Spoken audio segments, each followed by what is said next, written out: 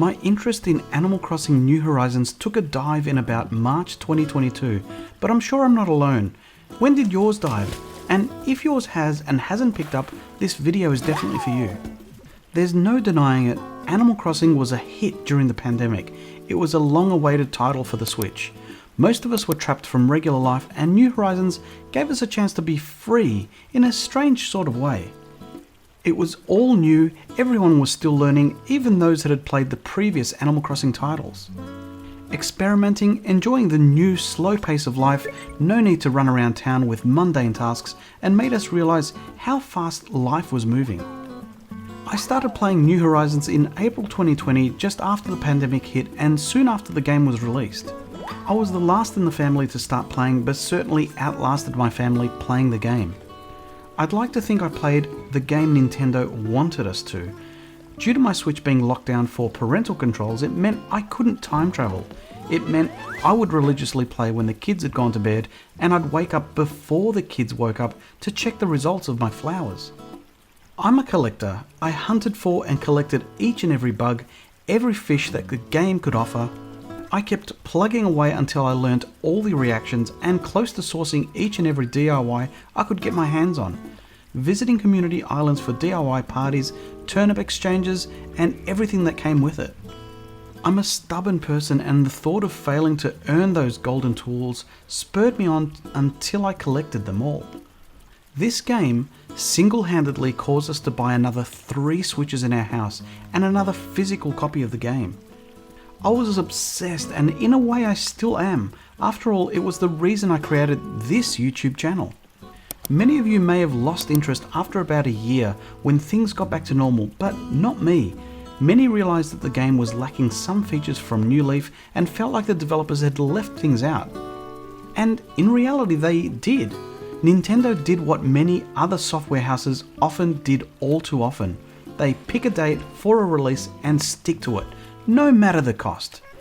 They'd work their people to the ground without care to their mental health or impacts to their families. Nintendo came to realise they couldn't deliver all that they wanted to, so decided to deliver what is known as, in the product world, as MVP, which is Minimal Viable Product. It meant they could deliver something that would be loved and be able to be built on. Fast forward to November 2021, when finally those Nintendo developers had some breathing space of an extra 18 months to finish New Horizons to what it originally had meant to be. Nintendo, though, had made a mistake. They released it all in one big hit with no more incremental change, which is the complete opposite to what MVP is meant to be. We gorged on it for a few months.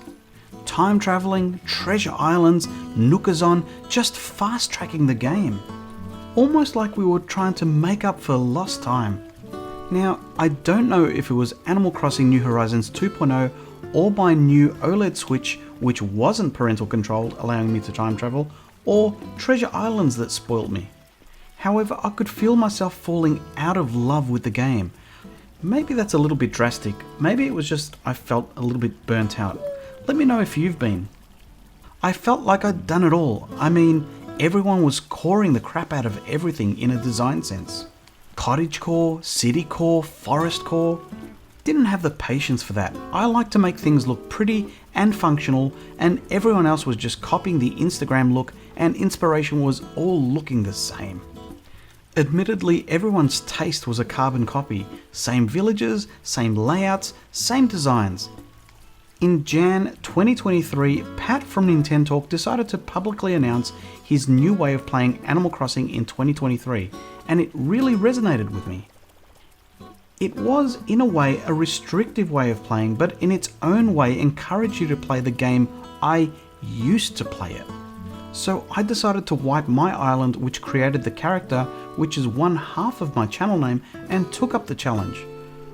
Honestly, I've never played the game as much in 2023 as I did in early 2020, and for such a long time actually. I was back to playing the game daily and for hours.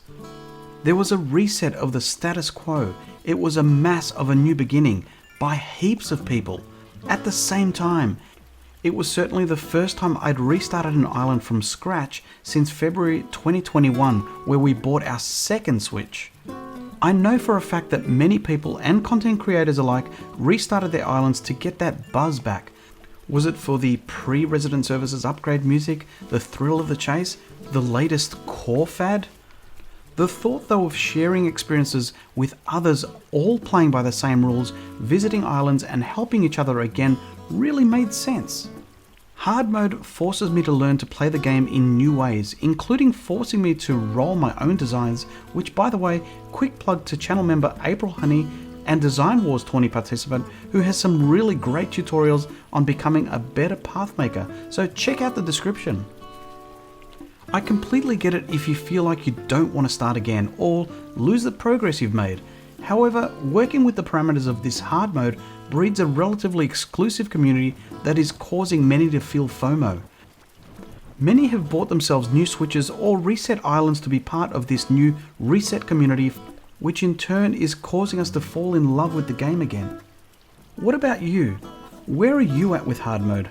Have you tried it and realized it's not for you, or still considering doing it? Let me know in the comments.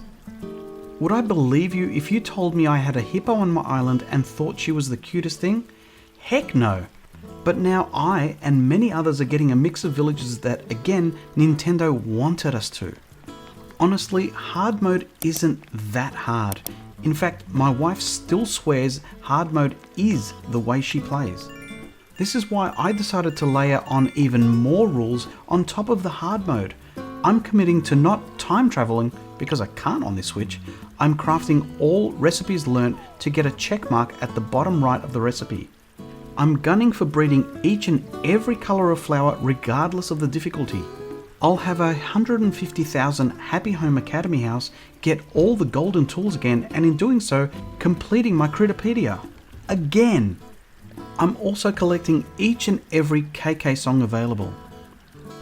And I call this Extreme Mode, and I know Pat's gonna hate on me for it. Alexi, I said no more questions! I hope you too join in on the fun, and if you don't know anything about hard mode, check out this video on screen. And thank you to my channel members, AG Nation, many of whom are doing hard mode.